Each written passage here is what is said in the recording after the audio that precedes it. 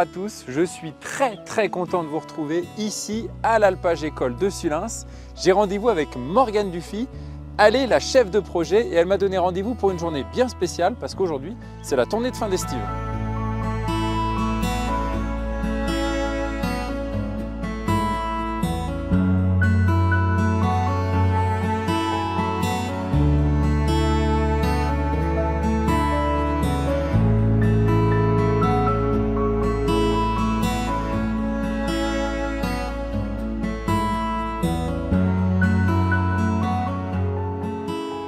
Morgane, moi je suis super content de te retrouver ici. Ben, moi aussi, bienvenue à l'Alpage École. Merci de ton accueil. Et puis ensemble, on va parler d'abord de ton rôle en tant que chef de projet de l'Alpage École. En quoi ça consiste? Du coup, les chefs de projet, c'est au niveau national. N'importe quel lycée agricole qui aurait un projet à mener peut faire une demande d'un déploiement d'un ou d'une chef de projet. Okay. C'est des postes qui durent 3 ans, prolongeables de 1 an, donc en l'occurrence c'est mon cas. Et du coup on vient dans un lycée pour mettre en place le projet qu'on nous demande. Donc là moi en l'occurrence c'était le développement de l'Alpage École. Donc tant sur le plan de la pédagogie, permettre à un maximum de classes de monter, gérer le planning, proposer des projets. Aussi développer l'expérimentation scientifique, parce que c'est un lieu qui a vocation de devenir un lieu expérimental. Et puis aussi assurer évidemment l'équilibre économique, financier du projet et assurer le lien entre tous les acteurs parce qu'il y a énormément d'acteurs qui gravitent autour de l'alpage. Alors c'est super clair et aujourd'hui on est sur l'épisode qui traite de l'eau. Ouais. Alors justement, comment on trouve de l'eau ici quasiment tout en haut de la montagne? C'est ça, on n'est pas raccordé comme dans les villages. Donc nous en fait on dépend d'une source qui est située là au-dessus. Donc tu vois il y a une zone tout embroussaillée, c'est une zone humide. Nous on capte la zone qui est au-dessus. Et du coup toute l'eau descend dans le virage du chemin là. Elle va décanter parce qu'on est sur une eau qui est de surface, donc qui est très turbide avec des limons. Et une fois qu'elle aura décanté, elle va être pompée et qu'elle va arriver sous nos pieds ici. D'accord. Donc dans une grosse cuve de 133 mètres cubes où là elle va être traitée. Et le surplus de ça va déverser dans la bâche de stockage que tu vois ici qui fait elle 200 mètres cubes et elle va permettre d'alimenter du coup tous les parcs des vaches qui sont tous équipés d'un abreuvoir. Donc c'est très confortable à l'utilisation, par contre c'est très complexe, il y a des tuyaux partout.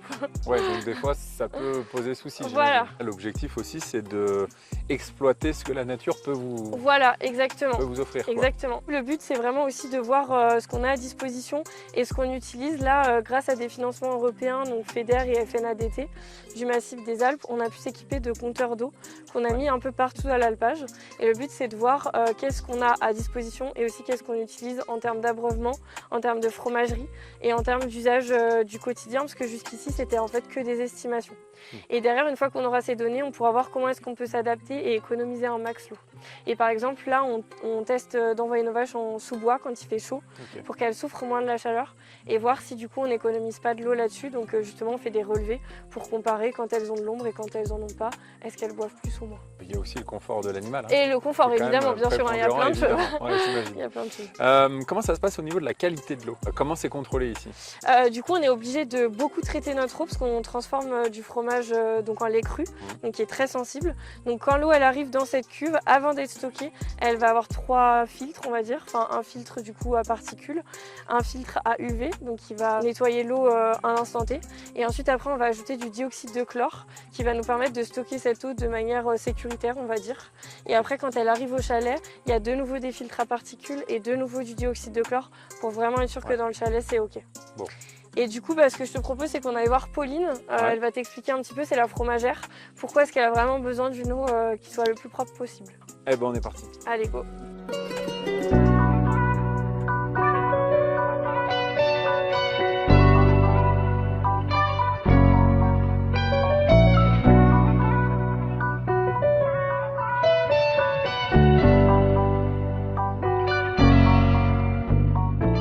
Pauline, là je te retrouve ici dans ton laboratoire, j'ai l'impression que c'est beaucoup plus calme que d'habitude.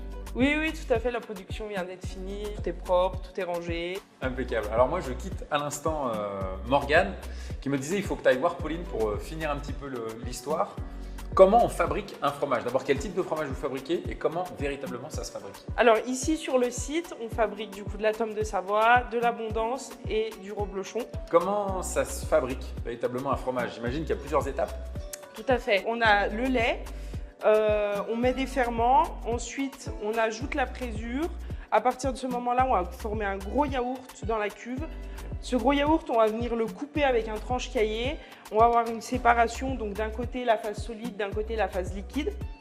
Et du coup, cette phase solide va nous permettre de faire le fromage. Ok. Et quelle place occupe l'eau dans tout ce processus? Alors, elle a un rôle très important. La qualité de l'eau, elle influence forcément la qualité du fromage. Donc, si on a une eau médiocre, du coup, on va avoir une qualité de fromage qui va être détériorée. Et au contraire, plus on a une qualité d'eau qui va être bonne, du coup, plus on va avoir une qualité de fromage qui sera correcte derrière. Ouais, qu'est-ce que ça change de faire ce métier de fromagère ici à l'Alpage École? Alors ça change tout. Ici, on est soudés, on est une équipe, on est une grande famille. Le fait d'avoir des publics différents aussi, ça permet de se remettre en question et d'évoluer professionnellement et personnellement. Bon, super. Merci beaucoup, Pauline. Merci à toi. C'est la fin de ce premier épisode, j'espère que ça vous a plu et l'aventure continue sur les réseaux sociaux de la communauté de communes des Vallées de Thônes, les Nilves et bien sûr l'Alpage École.